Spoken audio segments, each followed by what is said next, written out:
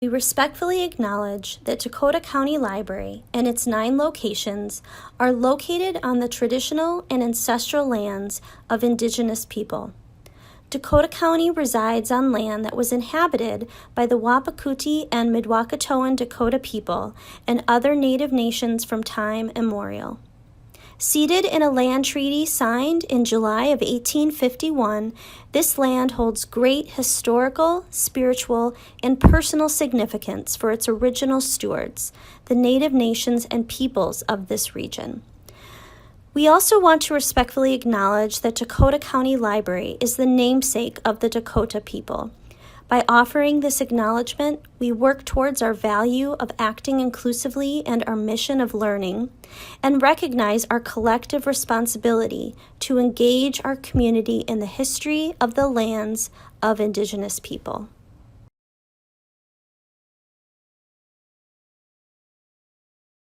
Ba ta ja ha kha da ra sa sha da a ga fa qa ka la ma na wa ha ya. Now I know my ba ta ja. Next time won't you sing with me? Hello and welcome to Somali Alphabet and Cultural Story from Somalia. I'm Rukia Abdi and I'm an author, and I help parents, educators and community members to help our children become successful members in our society and also at school. Before we start our program, I would like to thank Dakota County Library and MELSA for bringing this program to you. I would also like to thank Minnesota Humanities Center for allowing us to read the book they published, which is Wilwal. So today we're going to read a book that's called Wilwal. It's from Somalia, a famous folktale. We will also learn the Somali language, and starting with the alphabet, we will explore the alphabet and learn some interesting facts about that, so that anyone who wants to learn the Somali language, they know the basics of the language. Because we have identity, and culture and language is part of our identity. We express our culture using a language, and we learn our culture by listening to stories and also interacting with each other. So let's explore the Somali language and learn the culture. Welcome to the Somali Alphabet, and today we're going to explore the alphabet and learn some interesting facts about the Somali language. Somali language is easy, new and unique, and we will compare the Somali alphabet with the English alphabet, and also we will, and at the end we will try to compare it with Arabic alphabet. And most of our young generation who are born in the diaspora or raised, they know the Arabic alphabet, and they are learning the ABC at school. So it will be easier for them to learn the Somali language when they understand the similarities and differences between those, because there is a lot and that we will learn about that. There are 26 letters in the Somali alphabet. Same English has 26 letters, and I said it's new because it's written in 1972, and before that the story is longer. Somalis used to use a lot of other ways to communicate in written and oral form. We have 21 consonants and 5 vowels, and we read them in a separate mode. But right now, let's explore how to say, and let's say it together, the alphabet. Ba, ba. Ta, ta. Ja, ja. Ha, ha. Kha, kha. Da, da. Ra, ra. Sa, sa. Sha, sha. Da, da. A, A, Ga, Ga, Fa, Fa, Kha, Kha, Ka, Ka, La, La, Ma, Ma, Na, Na, Wa, Wa, Ha, Ha, Ya, Ya. And here are the vowels. We have short vowels, and this is how we say A, E, I, O, U. I put over there apostrophe, and we use it like a vowel. We will explain later on, but let's say it again. A, I, O, U.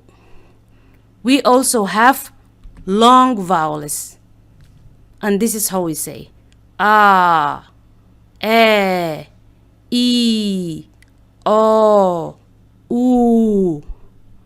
A, I, O, U.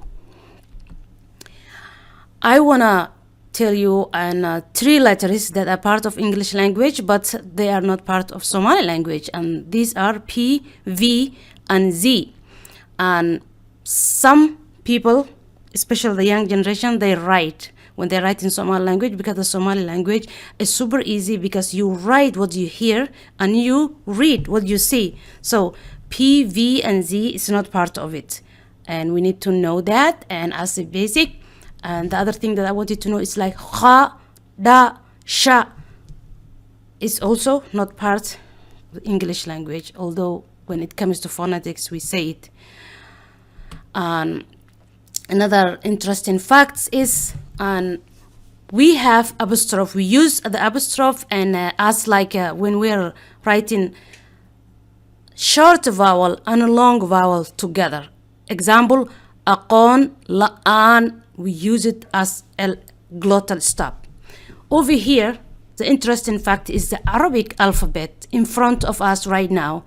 This is how we read. First, alif, ba, ta, tha, jim, ha, kha, da, dha, ra, za, sa, shin, sal, tad, da, dha, ain, ghain, fa, qaf, kaf, lam, mim, nun, ha, wa, ya.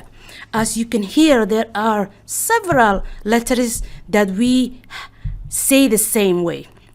So I highlighted few, and in yellow, as you can see, the alif. Although some people are saying before we used to use the apostrophe as an alif. However, the current one doesn't have it.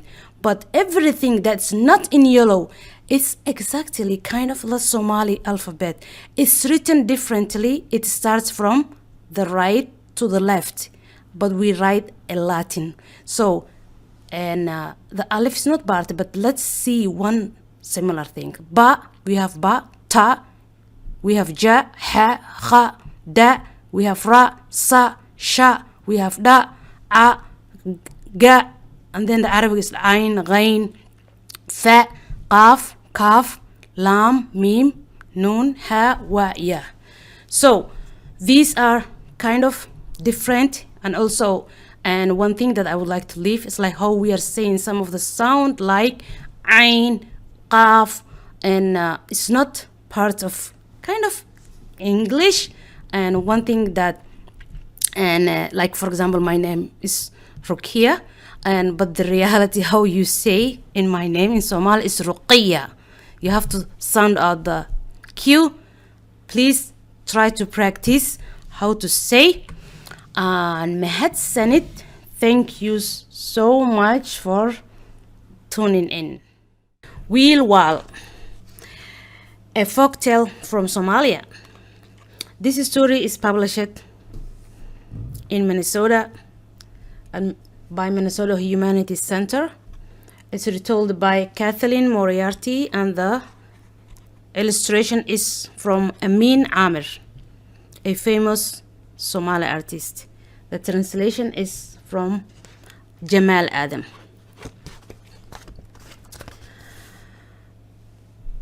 A long ago, in East Africa, sultanates ruled the land. In Somalia, there are many stories told about a real sultan named Grad Farah Grad Hirsi for a time in the mid-19th century.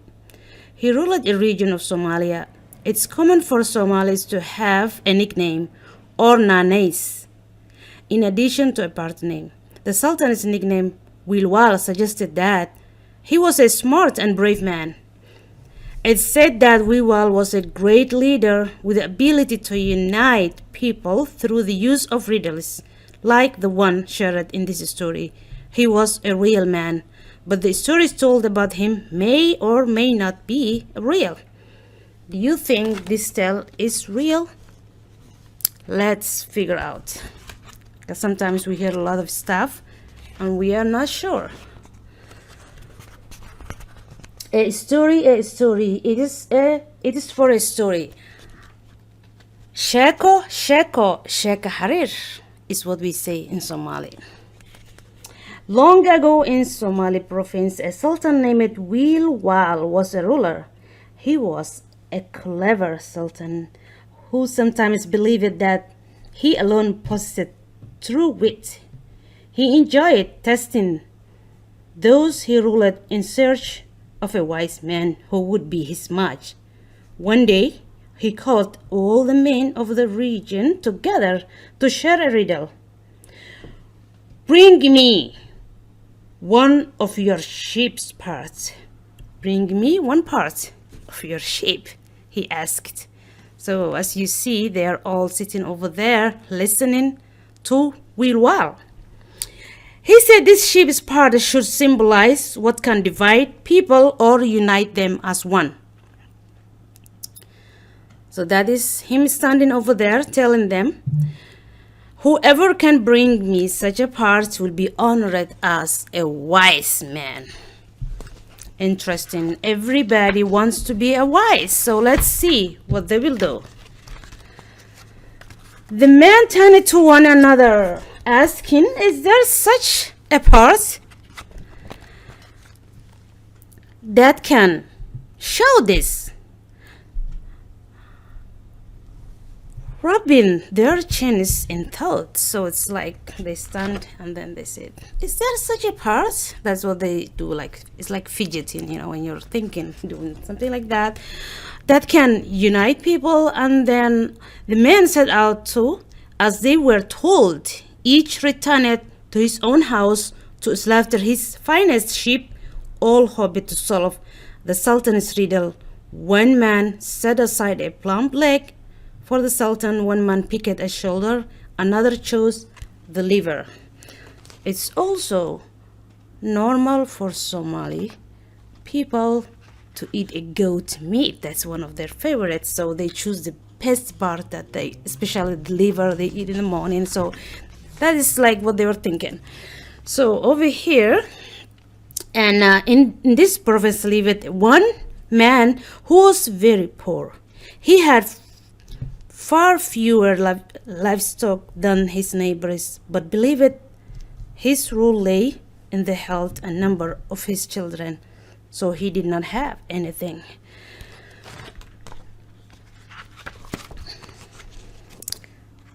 But he still had to get one of his finest sheep to slaughter because of the order, right? So he said, such a waste, he thought, as he prepared his largest sheep for slaughter to give away. Such a fine meat to Wilwal, who surely has plenty to eat.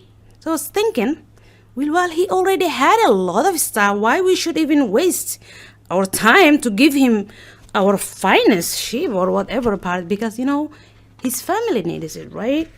So, interesting thing is gonna happen. Abe, what is the occasion for slaughtering our finest sheep? Asked his eldest daughter. She's over there thinking what is going on. Apple, because he didn't, explain. But he started telling her. Her father repeated the instruction of Wilwal. Then he lifted up a rib from the slaughtered sheep and said, I believe it must be this part. He waited for his daughter's response. The girl said nothing, squinting her eyes at the rib. See how she's doing? She was thinking like this. It's actually in the previous page. Over here, when he told that, she's like looking the rib. Then she took the rib, thinking, I do not know.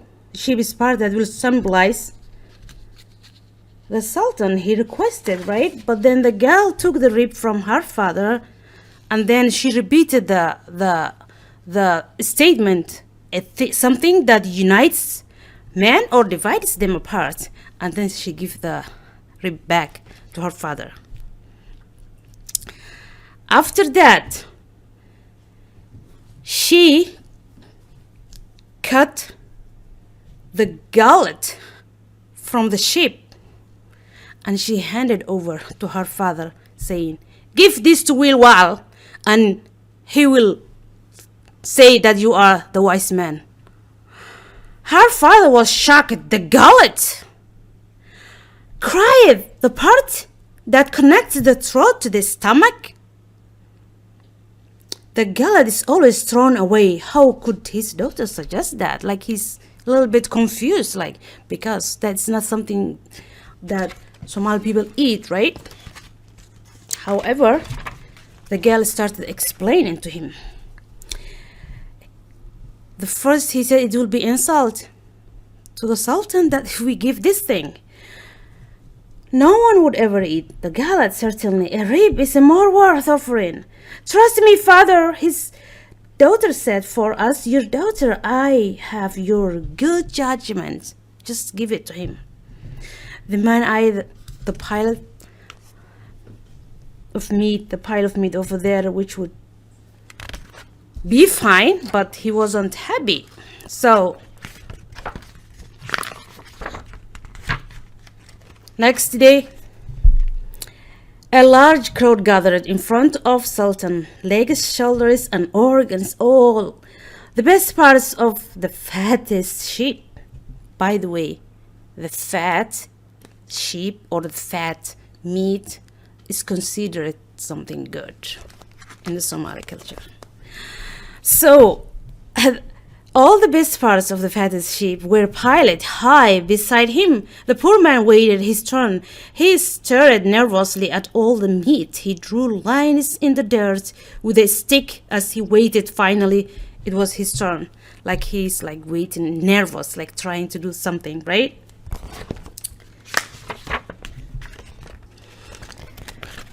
He stepped forward, closed his eyes and reached inside the bag. His hands trembled as he held up the gullet. He listened for the crowd to cry out, "The gullet! What an insult to give the Sultan a gullet!" But the crowd was silent, and Wilwal was also silent.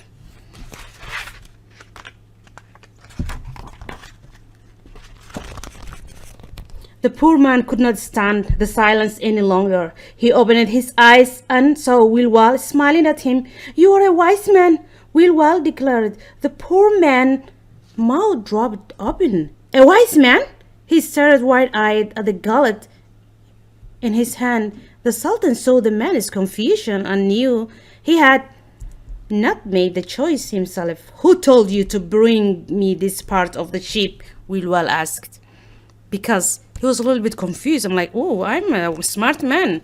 The gullet." And then he's looking and he said, "Something must be suspicious. You are not the person who chose this. Tell me what's going on." So, and the poor man told him that my daughter, she's the clever one. She's the one who told me. And Wilwal said, Bring me to her, Wilwal demanded. The poor man led the Sultan to his home. Standing before the Sultan, the beautiful young girl stood tall, cast her eyes crowded, and spoke in a quiet, clear.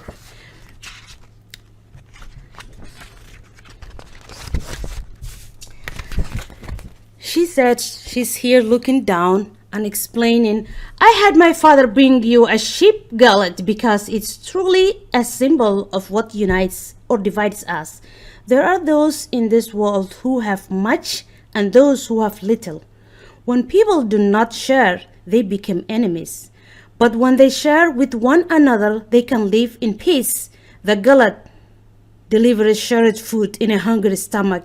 When no food is shared, it's empty. It can be a symbol of greed or of generosity.